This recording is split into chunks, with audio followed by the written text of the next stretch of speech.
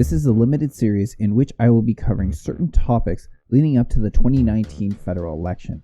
I will be covering party platforms, the debates, election ads, and third-party and think tanks involved in playing their part in the campaign, and much more.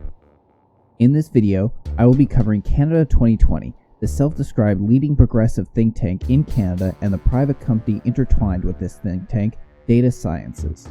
I have covered them last year in my video, Rigging the Game Trudeau Style, which you can find here. First, some background.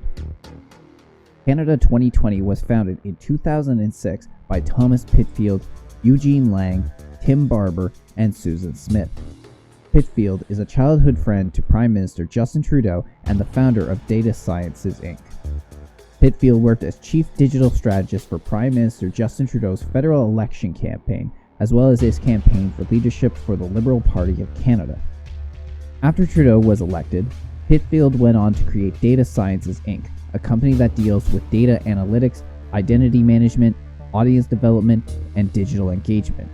As it states on their website, quote, "Our expertise is understanding and managing audience intent was born in political campaigns, but has rapidly grew to include corporate analytics.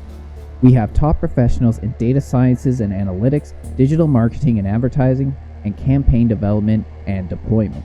End quote. We cannot continue to talk about Tom Pitfield and Canada 2020 without first covering some information about data sciences, since the two are so closely linked together. Data sciences history is sketchy, since they have really one job, working with the Liberalist server used by the federal and provincial Liberals.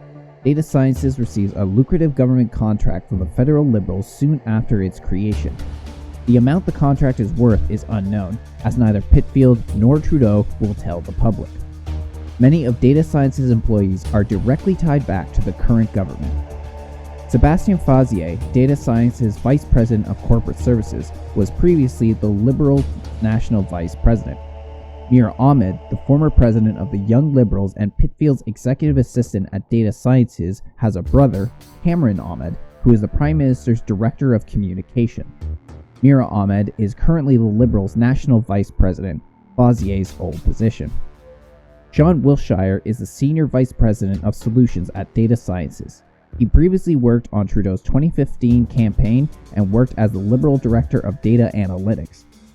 Nadia Wilkinson worked for Justin Trudeau's 2015 federal campaign and Kathleen Wynne's 2014 Ontario provincial election campaign. She worked as Manager of Campaign Technologies Support. Philip Todd, Data Sciences Vice President of Business Operations, was Director of Digital Operations for Trudeau's 2015 federal campaign and the Liberal Party's digital fundraiser from 2012 to 2017. Daryl Dean, Head of Experience, worked as the Senior Designer and Creative Lead on Trudeau's 2015 campaign and as the Liberal Party of Canada's Digital and Creative Director after the Liberals' victory. Pitfield is, undoubtedly, an operator for the Liberal Party and uses his company and resources to further their political agenda. We need to look no further than Pitfield's wife, Anna Gainey, who was the president of the Liberal Party from 2014 to 2018 before the role was taken over by Suzanne Cohen. The Pitfields are very close to the Trudeaus, even joining them on the Aga Khan Island, the trip that saw Justin Trudeau receive 4 ethic code violations. He is the son of Senator Michael Pitfield, was a clerk of the Privy Council when Pierre Trudeau was in power. He worked for the Canada-China Business Council, which was founded by none other than Paul Desmarais. Pitfield is a well-connected man, one of the people behind the curtain manipulating his puppet, Justin Trudeau. Pitfield can also be connected back to more political elites than just Trudeau, and even outside of Canada.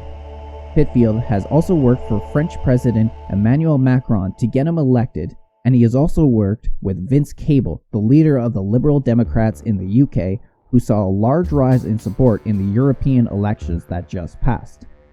The Liberal Democrats came in second in the UK after Nigel Farage's Brexit Party. In the summer of 2018, Pitfield was assisting Cable with political reforms for his party in an attempt to give them a new image. Cable is quoted as saying to the Business Insider, quote, "We've been looking very carefully at the Canadian model. There are two positive examples of insurgent parties who are coming back to life. One is France, but the situation is different from ours. But in Canada, which is quite similar to the UK, the centre-left party was in terrible trouble despite having been in government, and they thought, how can we get back to where they were? Tom Pitfield is currently advising me on how best to use their ideas." End quote. Pitfield used his company Data Sciences and the Canada 2020 think tank to help Macron reach key French voters in his successful campaign to be elected president. Pitfield also said back in 2017 that he had been in Europe to help political campaigns in 3 separate countries. He claims that the rise of fascists and populists has him scared. It is impossible to talk about one without the other. Data Sciences is the data harvesting arm of Canada 2020 that allows the think tank to effectively target their demographics and ridings. Both these companies work with the Liberal Party of Canada. All the information that is collected and used by these companies is duplicated inside of the Liberalist server in Canada so they can target each individual and each community differently for the issues that they see as the biggest problem. It is selective targeted campaigning.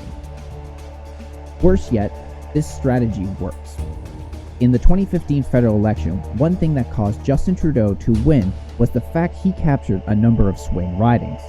The Liberals and Pitfield identified 40 swing ridings and managed to capture 39 of them. This is also the same type of campaign that was run by Lead Now, who targeted swing ridings and defeated the Conservatives in 25 out of the 29 swing ridings they targeted. It is unknown whether Canada 2020 and Lead Now work together to accomplish this. How does Data Sciences and Canada 2020 pull this off? They do this by collecting your data, sifting through it, and using it to figure out your location, what type of community you live in, what are your interests, what are your concerns, your likes, your dislikes, your family composition, your family's political affiliation, and much more. They use your social media accounts against you. They place advertising and campaign ads that you will see to try and change your perspective or reinforce your biases. As described in a Rabble.ca article about Pitfield, it states, quote, "His team spent 2 years getting people to change their minds. They found out who to target, what content they like, how to reach them, i.e. which social media they use and in what form, and most vitally, what would motivate them to vote for Trudeau." End quote. They use big tech companies to pull this off, because a number of those who work for both Canada 2020 and Data Sciences either work or have worked for many of these big tech companies. A short browse of Canada's 2020's partners will tell you a lot. They work with Google, TELUS, Huawei, HP, and Power Corporation, which was founded, owned, and operated by the powerful Desmarais family. We know from the recent Project Veritas video that Google is actively suppressing certain channels that cover political topics and manipulate search results to push their ideologies that they want, and that is before we talk about their data harvesting and location tracking. They also admitted to trying to manipulate the 2020 election. Jen Janai, Google's head of responsible innovation, was caught on camera by Project Veritas saying that they didn't want what happened in 2016 to happen again. We're also training our algorithms, like if 2016 happened again, would the outcome be different? They are a highly biased political machine that is bent on never letting somebody like Donald Trump come to power again. 2020 is certainly on top of now my old organisation, Trust and Safety, is top of mind. They've been working on it since 2016 to make sure we're ready for 2020. We got called in front of Congress multiple times. They can pressure us, but we're not changing. Elizabeth Warren is saying that we should break up Google. And I love her, but she's very misguided. That will not make it better, it'll make it worse, because now all these smaller companies who don't have the same resources that we do will be charged with preventing the next Trump situation. It's like a small company cannot do. And it's Furthermore, YouTube, which is owned by Google, censored the Project Veritas video the next day after it was released. The video is still available on the company's BitChute channel. Huawei is used to spy on its citizens from the use of their cell phones, collecting their metadata, and can turn on their cameras and microphones to listen in on them in their personal lives. HP would have access to people's personal computers. All modern-day technology, especially phones and computers, have a backdoor built into them so they can be remotely hacked. We can also look through the employee histories to see the connection. When we look at Canada 2020, the most damaging person involved with the group is Kevin Chan, Facebook Canada's head of public policy. He received national attention last year when he appeared before the Parliamentary Access to Information, Privacy and Ethics Committee to answer questions about the Cambridge Analytica data breach that saw the information of 50 million people released, including hundreds of thousands of Canadians. Chan gave an apathetic apology for their conduct and afterwards blew past reporters, refusing to answer any of their questions or concerns regarding the scandal. Facebook is one of the worst when it comes to keeping data private and for harvesting it for their own personal use as well as selling it off. In fact, Facebook could be facing a fine of upwards of $5 billion by the Federal Trade Commission for violating users' privacy. Chan also worked as executive assistant to the clerk of the Privy Council and policy director for ex-Liberal Party leader Michael Ignatieff. Sean Hutchinson, the president of data science, worked as a lead for business development, platform, and partnership teams for Facebook Canada. Stuart Brown, head of digital for data sciences, has intimate knowledge of social media, having worked for both Facebook and Snapchat previously, with a specialty in direct response marketing and digital advertising technology. Michael Sangster, an advisor to Canada 2020, works for TELUS Communication as Vice President Government Relations and Vice President Strategic Relations, TELUS Health.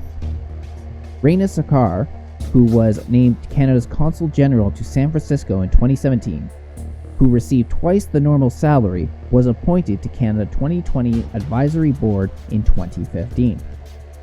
Colin McKay, an advisor for Canada 2020, works as head of Public Policy and Government Relations Canada for Google for the past 6 years and worked as Director of Research, Education, and Outreach in the Office of the Privy Council from 2008 to 2011. Prime Minister Justin Trudeau has his own personal in when it comes to Google. Patrick Piché, who has sat as a director for the Trudeau Foundation since 2003, was Senior Vice President and Chief Financial Officer at Google from 2008 to 2015. Data harvesting and sales are one of the biggest ways that these companies make their money. Think about it.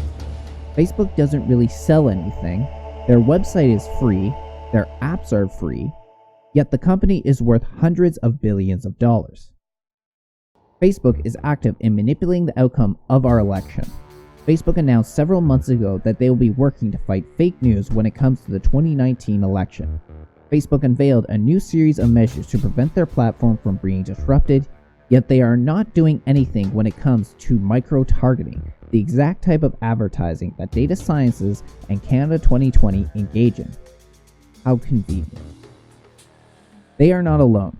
Twitter is also doing their part when it comes to the election. Twitter has announced that they will ban political ads for candidates or parties until the writ is dropped and have set up a team to monitor for election meddling. The new election laws will take effect by July 1st, 2019, but it is worth noting that by the time that this article came out from the CBC, the Liberals had an official election ad up on their Twitter account. If not removed by Canada Day, then both the Liberals and Twitter would be in violation of these new election laws. But there's more. Twitter also announced that they will tag posts by politicians with a warning. Tweets by a politician deemed in the public interest but violates the terms of service will have a warning placed on them. Canada 2020 is the Canadian version of the US Center for American Progress. In fact, the two collaborate a lot in their events, such as when they threw an event for Prime Minister Justin Trudeau. At this event, Pitfield himself stated that, quote, Prime Minister Justin Trudeau and his team have been partners and supporters of Canada 2020 since its inception 10 years ago and have established Canada 2020 as one of the nation's leading progressive think tanks, end quote. In 2016, Trudeau was embroiled in a cash for access scandal that saw the Prime Minister and many of his cabinet members able to be lobbied at events for a $1,500 entrance fee. 3 of these events were thrown by Canada 2020, who later tried to dissolve any blame and wrongdoing for the event. Susan Smith, one of the founders of Canada 2020, is also co-founder of Blue Sky Strategy Group, a government lobbying firm with Tim Barber, another Canada 2020 co-founder. Smith is registered to lobby the government. One of her clients is Actua President Jennifer Flanagan. In June 2016, Smith and Flanagan found themselves at a Canada 2020 after-party. Trudeau, the Status of Women Minister Patty Hajdu, and Small Business Minister Bardish Chagger's Chief of Staff Rachel Bandayan were all present. Smith had recently lobbied Patty Hajdu's department on Actua's behalf. Smith had also met with Bandayan the month before to discuss employment, training, science and tech on Actua's behalf. Both women were invited to the event by Canada 2020, however Smith never filed a report on oral and arranged communication concerning the event. Smith's defense is that she does not lobby any government officials at these events, but I for one don't believe her. This is not the last time this has happened. In 2017, Blue Sky was lobbying Harjit Seshan's department on a replacement CF-18 fighter jet and the Prime Minister's office on behalf of the Canadian Association of Petroleum Producers. When Canada 2020 threw their next big event, Seshan, with Catherine McKenna, Bill Morneau, and Kathleen Wynne, were all invited to the event. The Canadian Association of Petroleum Producers is a sponsor of Canada 2020. Canada 2020 is not just a think tank, it is a part of the Liberal Party. Some have referred to them as the wing of the Liberal Party, others have called it its spine. Back when Canada 2020 was started, both Justin Trudeau and Gerald Butts were members of the think tank's first advisory board. Canada 2020 throws the events. They are the real PR firm for the Liberal Party. They allow the Liberal voter identification machine, Liberalists, to have all the information they need to properly strategize which ridings to target, which people to target, what pushes their buttons, what policies are important to them. And you can bet that this server has a full profile on both you and me. Even as I made this video, you can guarantee that the Liberalist server is in full swing for the upcoming election. It was Canada 2020, Data Sciences, and this Liberalist server that brought the Liberals back from a crushing 2011 defeat to a majority government just 4 years later. Liberalist is simply a repackaging of the Democratic Party's Vote Builder database. Canada 2020 is the Canadian hub of the Global Progress Initiative, an international network, a collaborative work program started by the Center for American Progress, abbreviated to CAP. CAP was started by John Podesta, Bill Clinton's chief of staff and one of Barack Obama's advisors. Matt Brown, one of CAP's most senior employees, sits on Canada 2020's advisory board. Canada 2020 is a non-profit organization, which means they cannot be partisan.